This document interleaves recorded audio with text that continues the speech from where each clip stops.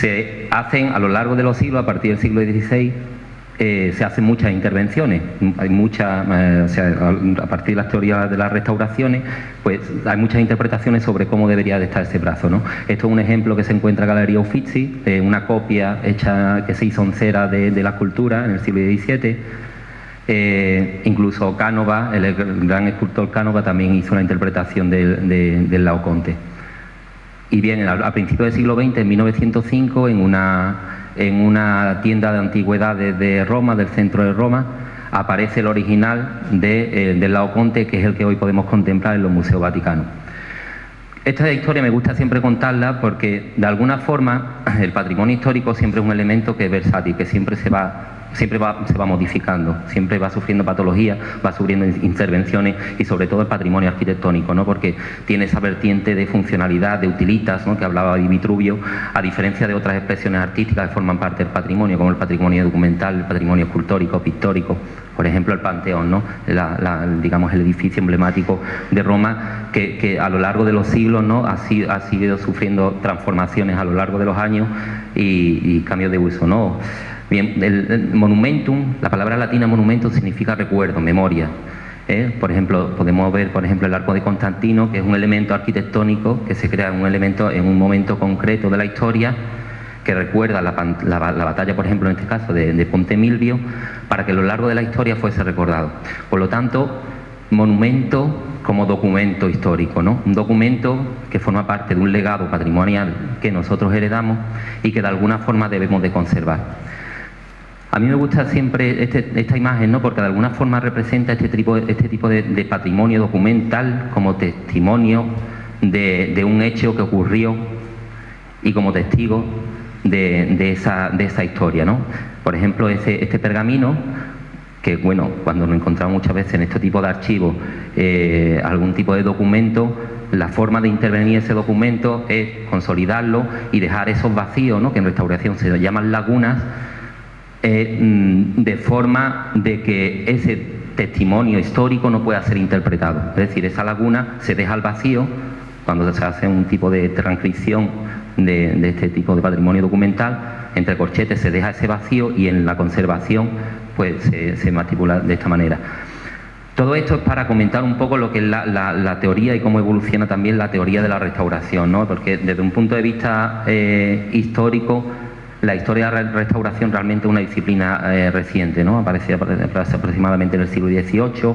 Hay muchas tendencias a lo largo de los años. Empecé en el siglo XIX también con Violet Ledoux sobre el restauro estilístico.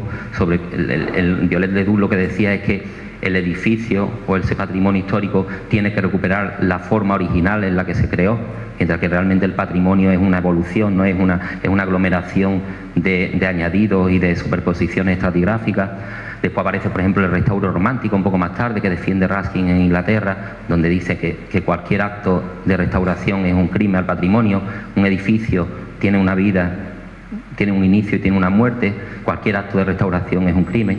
Y a partir de ahí surge un poco la evolución. Estoy haciendo un repaso rápido de lo que es la teoría de la historia de la restauración, que es mucho más compleja, ¿no?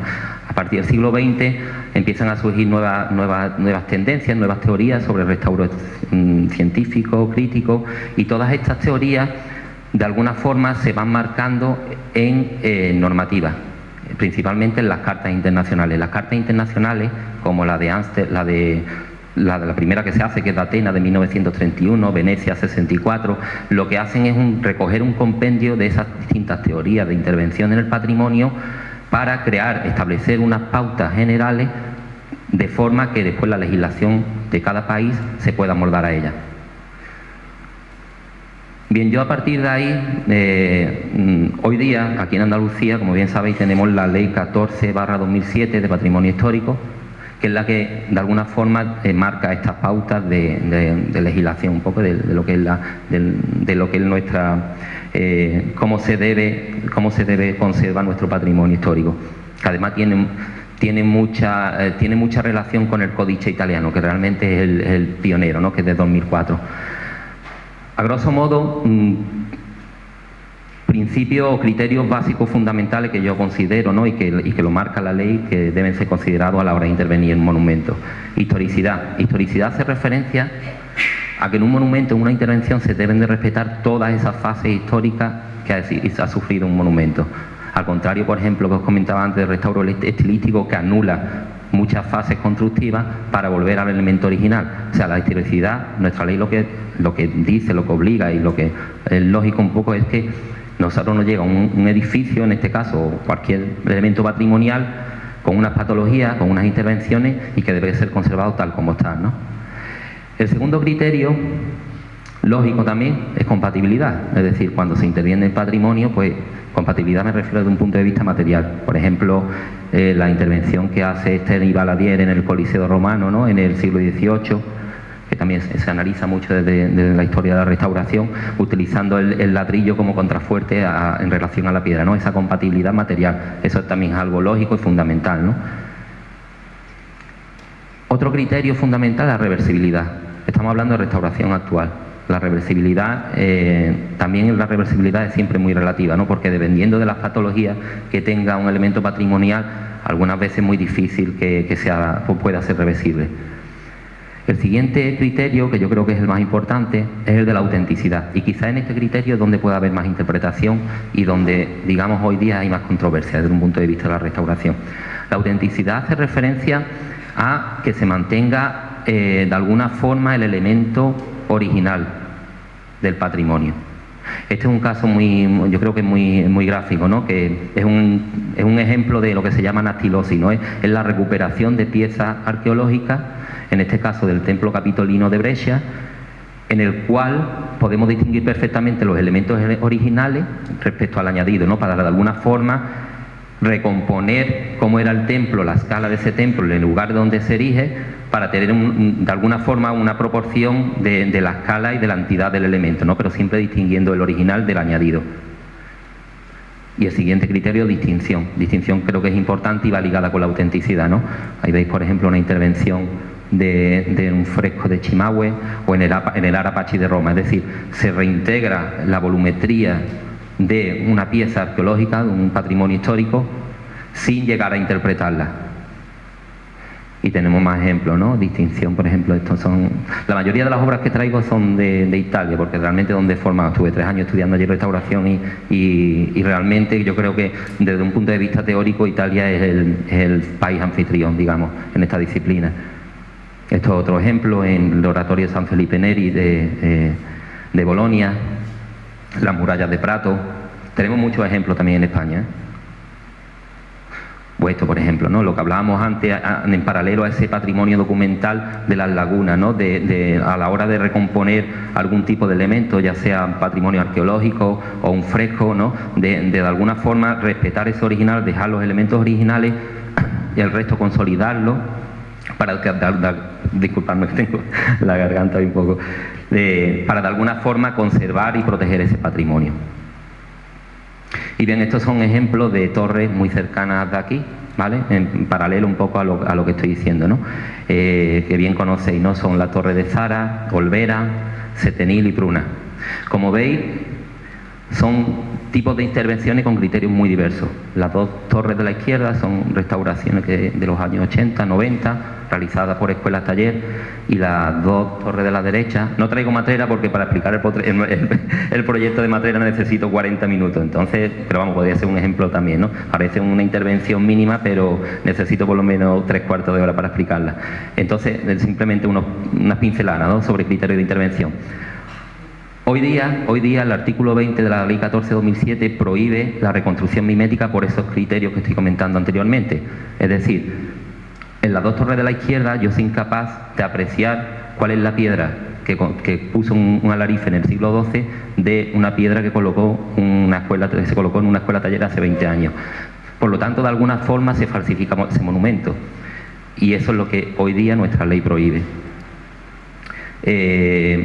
Es decir, de alguna forma, en resumen, en intervenciones de la izquierda se prioriza el carácter estético respecto a histórico, y en las dos imágenes de la derecha, que son intervenciones con criterios más recientes, adecuadas a la normativa, de alguna forma sí, que también, bueno, hay mucha opinión, ¿no? Pero de alguna forma sí se prioriza ese carácter histórico con respecto al estético.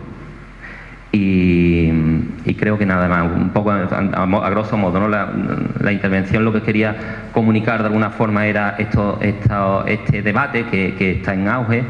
Yo creo que estas jornadas realmente son interesantes para poner en un punto en común, hacer una puesta en común sobre cómo se debe conservar este patrimonio, sobre todo, como decía el profesor Martín antes, desde un punto de vista de la gestión, que es fundamental, y es un debate que sigue muy abierto en todas las disciplinas. Y nada más, muchas gracias.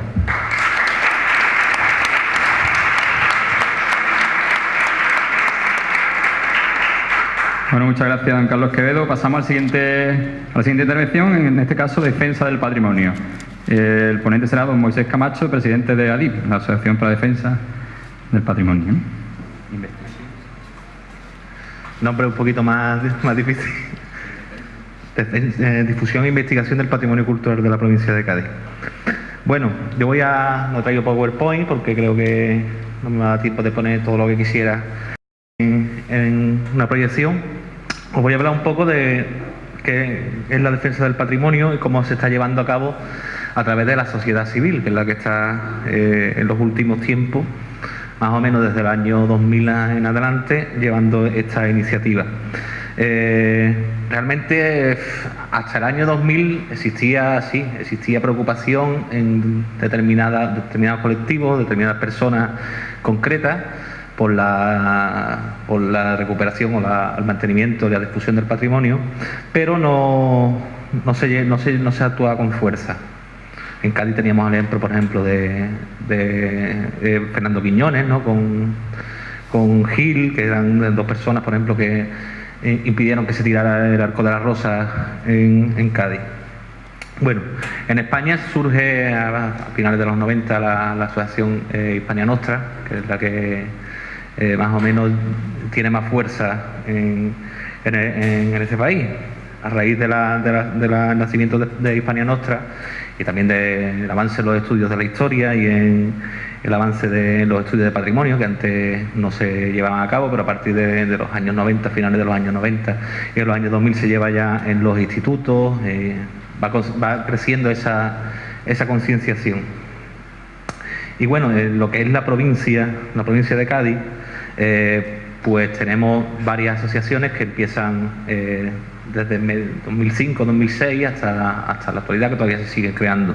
En Cádiz, por ejemplo, Cádiz Capital, pues teníamos a Cádiz Ilustrada, tenemos a la asociación, la mía, la ADIP, tenemos a varias asociaciones más, Amigos de la Pastora, etcétera, etcétera, que realmente, si nos ponemos a mirar las personas que componen esas asociaciones, somos los mismos en todas, ¿vale? Pero bueno, es cierto que se ha transmitido, se ha conseguido que en la provincia también surjan esas asociaciones. Tenemos además contacto entre todas las asociaciones, que nos gustaría que en un futuro ese contacto nos llevara a llevar proyectos en común y a crear una federación de asociaciones en defensa del patrimonio, pero sí es cierto que tenemos asociaciones en Sanlúcar, en Medina, en Tarifa, que son también asociaciones que están haciendo un gran trabajo.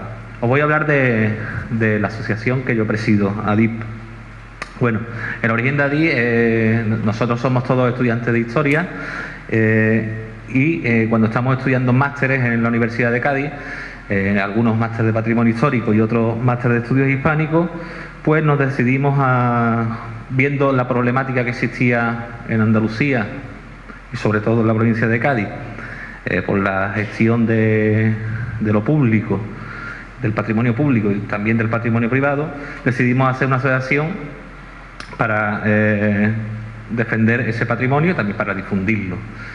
Lo primero que pensamos es que es imprescindible la difusión del patrimonio entre la sociedad. ¿Por qué? Porque el desconocimiento lleva a la desidia, y la desidia lleva a la manipulación, y la manipulación lleva a especular con este patrimonio y a perderlo, a perder nuestras raíces, nuestra historia. Nosotros sí somos especialistas, somos licenciados, algunos doctorandos, doctores, pero no todo el mundo es especialista. Y nosotros, creo que como historiadores, aquí hay bastantes historiadores, algunos historiadores, creo que tenemos la obligación moral y ética de llevar el conocimiento de la historia a nuestros paisanos, a todo el mundo. Por eso nosotros velamos por la difusión, es uno de los principales puntos que tenemos dentro de nuestra asociación. Si no difundimos la historia, es imposible que los demás la conozcan y la valoren. Es imposible desde nuestro punto de vista. Pensamos que solamente mediante la identificación y el cariño con los restos patrimoniales, la identificación como propio, el legado que le vamos a dejar a nuestros hijos, nuestra historia, lo que tuvieron nuestros padres, nuestros abuelos, y identificarlo como propio es la única manera de que ese patrimonio se conserve. Perdón. ¿Cómo llevamos la labor de difusión desde nuestra asociación? Bueno, aparte de la aparición en congresos, en conferencias, que son de un carácter más cerrado o elitista, ¿no? Podemos decir, las conferencias al fin y al cabo solamente interesan a los que están ya interesados en la historia. Lo que hacemos es la divulgación a través de redes sociales, es uno de nuestros ámbitos de lucha. A través de las redes sociales intentamos informar sobre la historia de la ciudad y sobre las intervenciones o no intervenciones, la desidia, los problemas que tiene nuestro patrimonio. También mediante la visita, los paseos históricos, llamamos nosotros, que hacemos por diferentes puntos de la provincia y por supuesto en la capital, que es donde nuestro lugar sobre todo como sede, porque es donde resido yo, no hay más. Y bueno, también mediante la denuncia pública, que eso es lo que nos lleva a tener muchísimos enemigos. Esta labor no es grata, es una labor que te lleva a enfrentarte con todo el mundo. O sea, a mí no me pueden ver ni en la Junta de Andalucía, ni en el Ayuntamiento de Cádiz, ni en ningún lado, realmente. Ni la iglesia, por supuesto, no me puede ver. No sé si el padre no ha venido porque estoy yo aquí o... Exactamente. La denuncia la realizamos a través de los medios de comunicación, que la verdad que sí nos dan bastante la palabra, y mediante las redes sociales. Y también algunas denuncias ya cuando ya nos ponemos con temas más graves y con temas que ya son constitutivos de delito, pues lo hacemos directamente en la Policía Nacional o en el Seprona, que es quien se encarga de eso. ¿Nos hemos encontrado con delitos? Sí, bastante.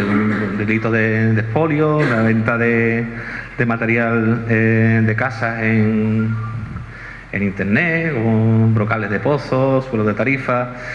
Algunos son constitutivos de delito y otros no. Los brocales de pozos sí, porque están dentro de lo que es el PGU. El suelo de tarifa, por ejemplo, no es constitutivo de delito porque no se encuentra dentro del PGU.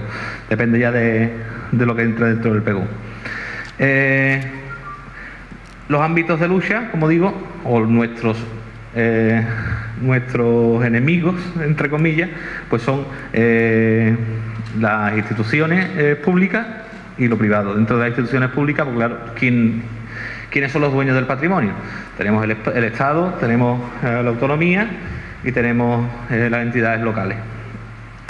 La autonomía pues no suele hacer mucho caso, a no ser que estemos ya en elecciones, en momentos de elecciones. ¿Qué hemos hecho también, por ejemplo? Pues lanzamos campañas de firmas, recogemos muchísimas firmas para diferentes ámbitos. Una de ellas fue la recogida de firmas que hicimos para la apertura del Teatro Romano de Cádiz hace unos años, cuando estuvo muchísimo tiempo cerrado.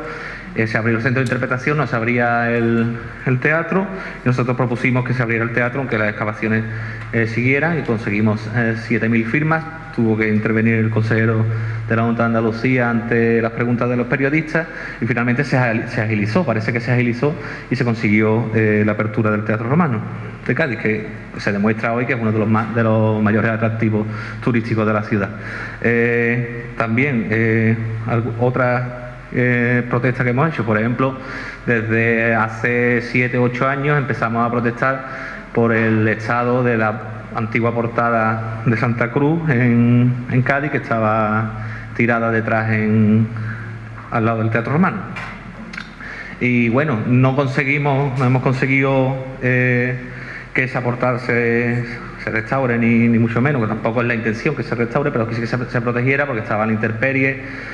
Las columnas siguen a la intemperie, pero por lo menos conseguimos que el obispado tuviera que guardar parte de los materiales, de los mármoles, y los tiene ahora en la calle Padre Ventura, que también está en la intemperie, pero por lo menos no están al acceso, que eso no se lo llevaron antes porque no hay una grúa que levante una columna de esa, que tiene que pesar un montón. Y bueno, también hemos hecho manifestaciones. Creo que hemos sido los pioneros en España de hacer manifestaciones, no por un monumento en concreto, que es lo que sí, eso sí se había hecho antes, pero hemos hecho manifestaciones por el estado del patrimonio en la provincia y la ciudad de Cádiz. Hemos hecho 2 manifestaciones por la ciudad con bastante éxito, bastante notoriedad, que nos llamaron de diferentes medios nacionales y andaluces, pidiéndonos por qué como habíamos hecho, que si eso se podía exportar. Nos han llamado luego asociaciones de toda España pidiendo consejos para llegar a la población y que siguen, para seguir nuestro ejemplo. Por ejemplo, en Marchena hace poco hubo una manifestación también y seguían nuestros patrones. Hemos apoyado también manifestaciones en el resto de la provincia, en Jerez, por ejemplo, por el traslado de uno de los retablos de la Cartuja al pueblo de Espera, creo que eran, que se iba a llevar a la iglesia de Espera, y de momento se paró, se consiguió parar ese traslado.